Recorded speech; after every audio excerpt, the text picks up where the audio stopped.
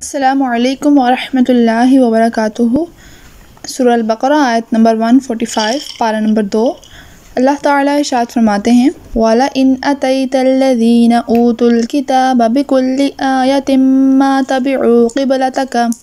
وَمَا أَنْتَ بِتَابِعٍ قِبْلَتَهُمْ وَمَا بَعْضُهُمْ بِتَابِعٍ قِبْلَةَ بَعْضٍ وَلَئِنِ اتَّبَعْتَ أَهْوَاءَهُمْ مِنْ بَعْدِ مَا جَاءَكَ مِنَ الْعِلْمِ إِنَّكَ إِذًا لَمِنَ الظَّالِمِينَ۔ ترجمہ: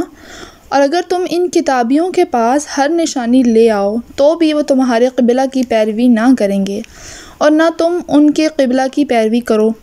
اور وہ آپس میں بھی ایک دوسرے کے قبلہ کے تابع نہیں ہیں۔ اور اے سننے والے، اگر تیرے پاس علم آ جانے کے بعد تو ان کی خواہشوں پر چلا تو اس وقت تو ضرور زیادتی کرنے والا ہوگا۔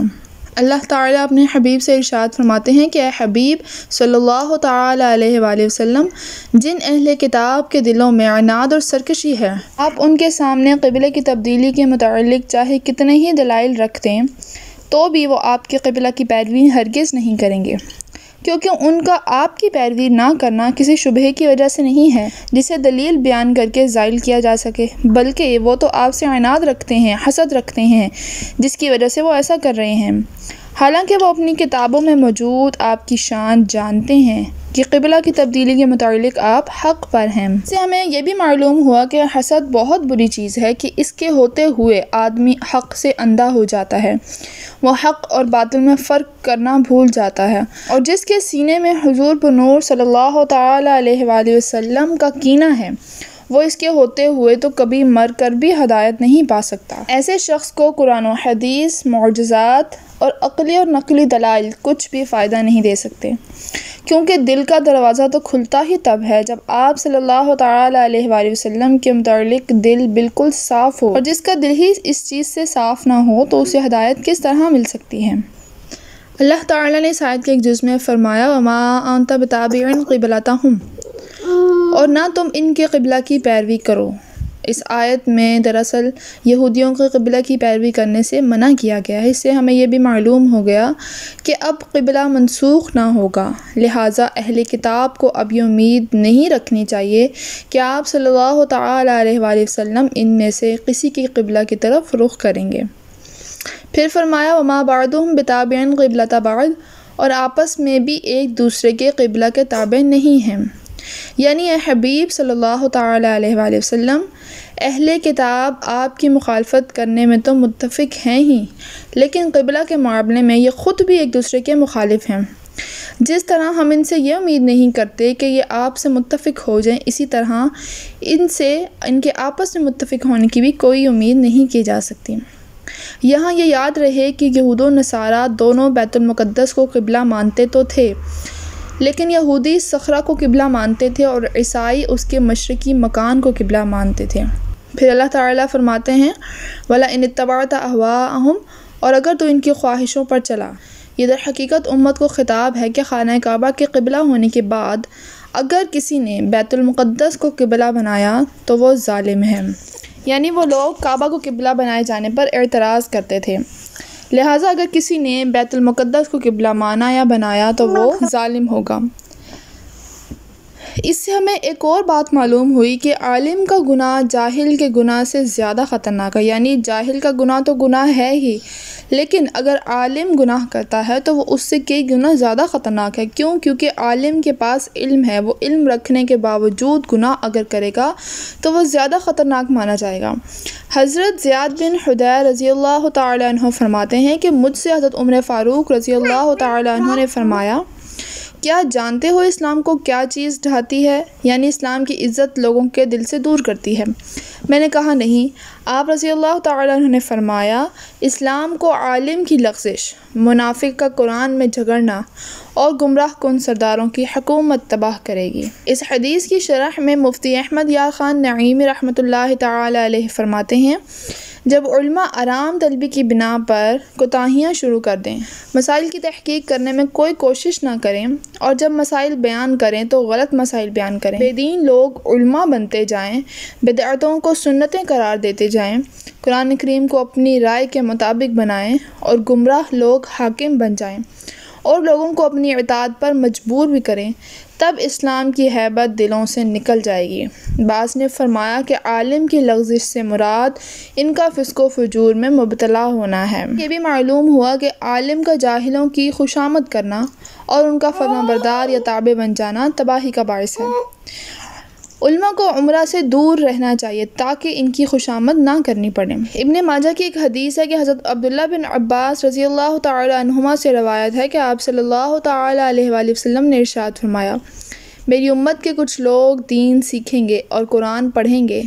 اور کہیں گے کہ ہم امیروں کے پاس جائیں گے اور ان کی دنیا لے آئیں گے، البتہ اپنا دین بچا لیں گے، لیکن ایسا نہ ہو سکے گا۔